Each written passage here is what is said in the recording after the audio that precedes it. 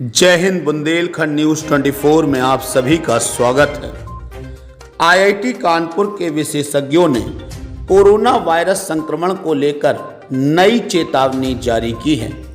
IIT Kanpur के वैज्ञानिकों ने दावा किया है कि कोरोना की दूसरी लहर का असर जुलाई तक रहेगा। इनका दावा है कि जुलाई के महीने तक कोरोना का असर काफ़ी कम हो जाएगा। वैज्ञानिकों ने यह भी कहा है कि कोरोना की तीसरी लहर देश में फिलहाल तुरंत नहीं आने वाली है। आईआईटी कानपुर के वैज्ञानिकों का कहना है कि अगर तीसरी लहर आएगी भी तो कुछ समय बाद सावधानी से प्रभाव से बच सकते हैं। देश में अधिकतर जगहों पर कोरोना संक्रमण पीक पर है, इसलिए कुछ समय बाद मामलों में कमी आना शुरू हो जाएगी। वैज्ञानिकों ने बताया कि यूपी, महाराष्ट्र, गुजरात, एमपी में पीक के बाद अब कोरोना संक्रमण में गिरावट आना शुरू हो गई है, लेकिन इसके विपरीत छत्तीसगढ़, राजस्थान में अभी संक्रमण पीक पर है, जबकि कर्नाटक, तमिलनाडु में पीक आना अभी बाकी है। आईआईटी कानपुर के वैज्ञानिक इससे पहले भी ऐसी चेतावनी जारी कर चुके हैं। पश्चिम बंगाल की मुख्यमंत्री ममता बनर्जी ने केंद्र सरकार पर गंभीर आरोप लगाया है। उन्होंने शनिवार को कहा कि पिछले 6 महीनों में सरकार ने कोई काम नहीं किया। उसी का नतीजा है कि आज देश कोरोना महामारी को झेल रहा है। उन्होंने बताया कि केंद्रीय मंत्री और नेता बंगाल पर कब्जा करने के लिए रोज बंगाल आ रहे थे। उन्होंने यह भी आरोप लगाया कि भाजपा अब जनादेश को स्वीकार नहीं कर पा रही है और बंगाल में चुनाव संपन्न होने के बाद भी हिंसा को भड़का रही है। बनर्जी ने निर्वाचन आयोग पर भी तीखा हमला किया है। उन्होंने कहा कि यदि चुनाव आयोग सीधे भगवा पार्टी की मदद नहीं करता तो विधानसभा चुनाव में भाजपा 30 सीटें भी नहीं जीत पाती। कृषि कानूनों के खिलाफ 2020 से चल रहे किसानों के आंदोलन के कारण कोविड लॉकडाउन के नियमों में बदलाव नहीं होंगे। यह बात पंजाब में लागू लॉकडाउन के संदर्भ में पंजाब के मुख्यमंत्री कैप्टन अमरिंदर सिंह ने कही है। उधर किसान संगठनों से जुड़े हुए प्रदर्शनकारी चाहते हैं कि सरकार लॉकडाउन में ढील दे ताकि भाजपा सरकार के खिलाफ आंदोलन को तेज किया जा सके, मगर पंजाब में कांग्रेस की सरकार का कहना है कि लॉकडाउन आम जनता की भलाई के लिए लागू किया गया है और इसमें प्रदर्शनकारियों के कारण से कोई बदलाव नहीं किया जाएगा।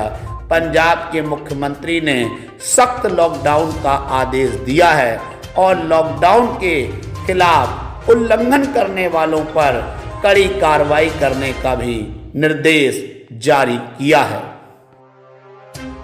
उत्तर प्रदेश के मुख्यमंत्री योगी आदित्यनाथ की नाइट्रोजन गैस को ऑक्सीजन में बदलने की टिप्पणी को लेकर एआईएमआईएम के प्रमुख असदुद्दीन ओवैसी ने कटाक्ष किया और उनके ऊपर हमला बोला।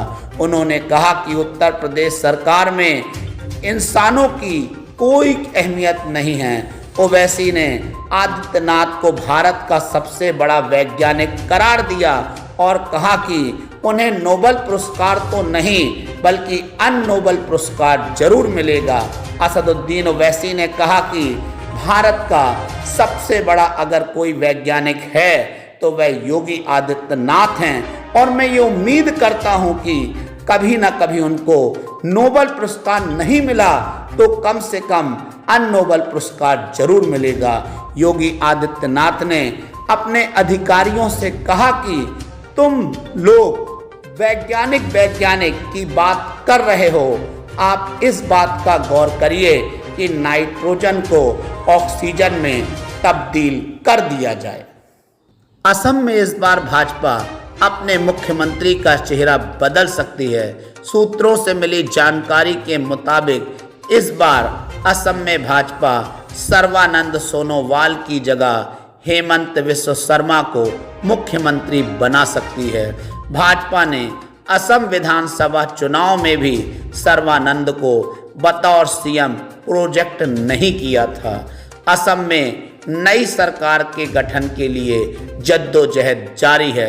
भाजपा के वरिष्ठ नेता सर्बानंद सोनोवाल और हेमंत बिस्वा शर्मा पार्टी के अध्यक्ष जेपी नड्डा और केंद्रीय गृह मंत्री अमित शाह से मुलाकात कर चुके हैं। बिहार के गया जिले से एक अजब गजब मामला सामने आया है। ये पूरा मामला एक कुत्ते की वफादारी से जुड़ा हुआ है। यहाँ कुत्ते ने ऐसी वफादारी दिखाई है जिसे देखकर आप दंग रह जाएंगे। जानकारी के अनुसार गया जिले में एक महिला का निधन हो गया, जिसके बाद महिला का पार्थिव शरीर का अंतिम संस्कार कर दिया गया।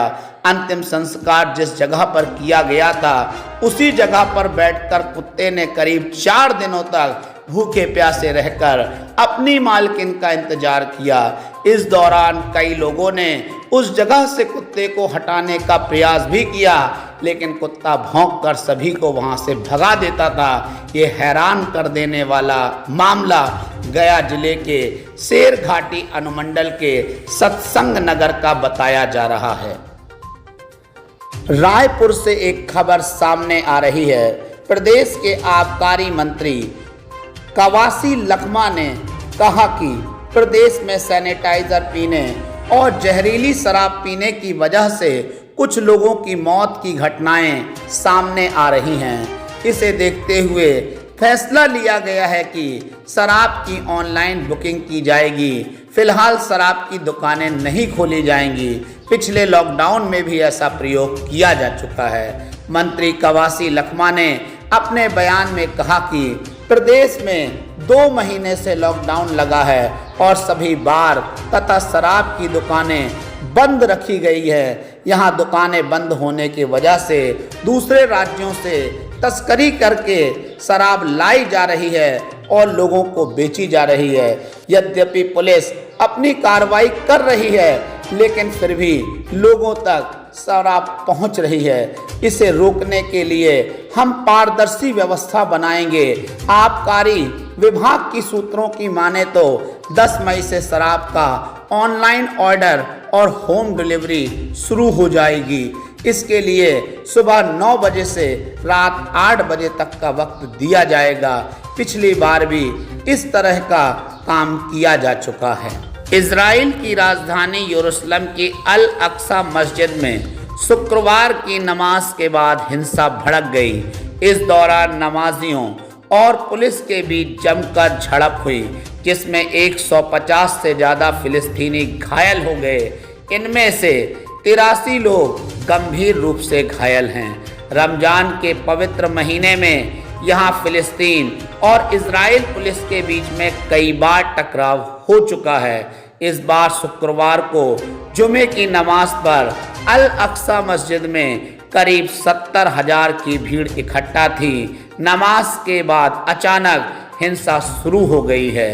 फिलिस्तीनियों की रेड क्रिसेंट इमरजेंसी सर्विस के अनुसार पुलिस ने नमाजियों पर सीधे रबर बुलेट चलाई, जिसके बाद ज़्यादातर नमाजियों के चेहरे और आंखों पर चोट आई है।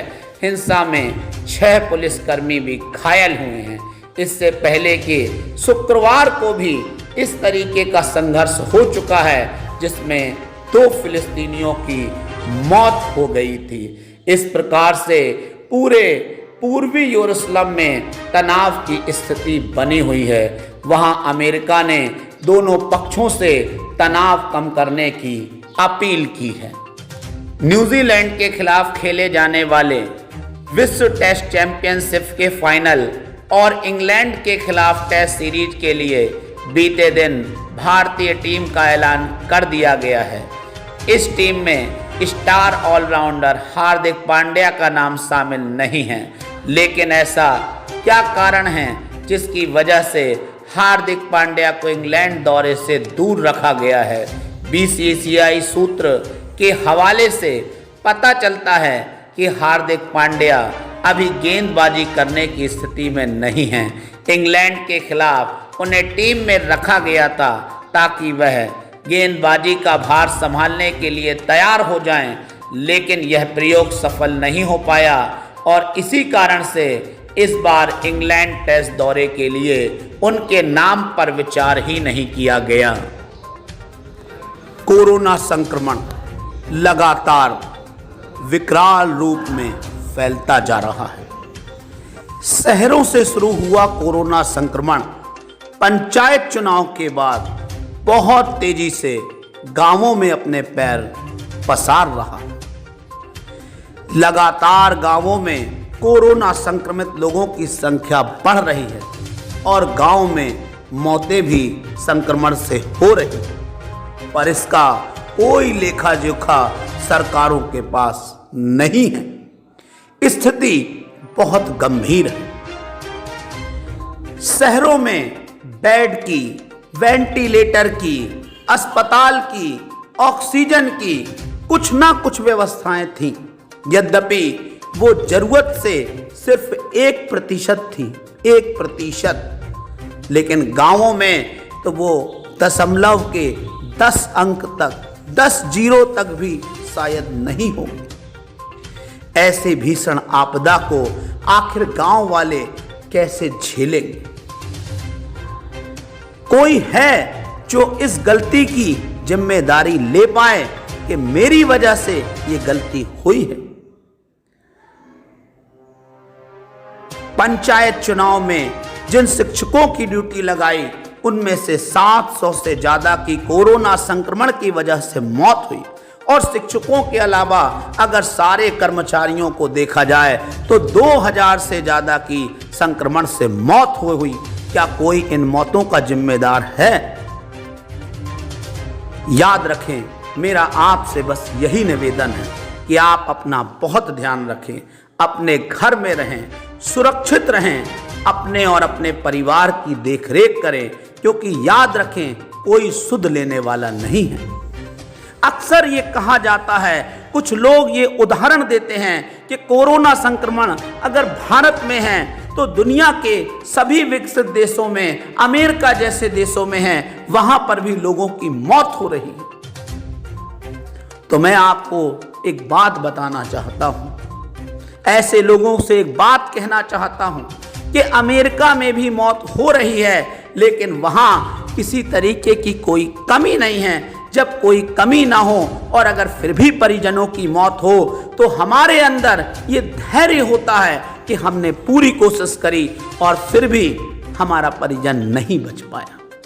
लेकिन हमारे यहाँ जब ऑक्सीजन की कमी से तड़प तड़प कर हमारे लोग मरते हैं तो हमारे दिलों में ये टीस होती है, ये वेदना होती है कि काश ऑक्सीजन मिल जाती, काश वेंटिलेटर मिल जाता और मेरा परिजन बच जाता। और ये वेदना आज एक के मन में नहीं है, बल्कि उन लाखों परिवारों के मन में है जिन्होंने अपनों को खोया है। इस दर्द को केवल वे ही महसूस करते हैं जिनका अपना उन्हें छोड़कर तड़प तड़प कर मर गया। मेरा गांव से लेकर शहर तक, शहर से लेकर गांव तक हर परिवार से, हर व्यक्ति से ये निवेदन है कि आप अपना बहुत ख्याल रखें, किसी के भरोसे ना रहें, सरकार के भरोसे भी ना रहें, क्योंकि किसी को आपकी जिंदगी से कोई लेना देना नहीं है, सब अपने आप में मस्त है। आप अपना बचाव स्वयं करें, सबको सुरक्षित रखें, आप भी सुरक्षित रहें। इसी के साथ आज का कार्यक्रम खत्म करते हैं। जय हिंद, जय भारत।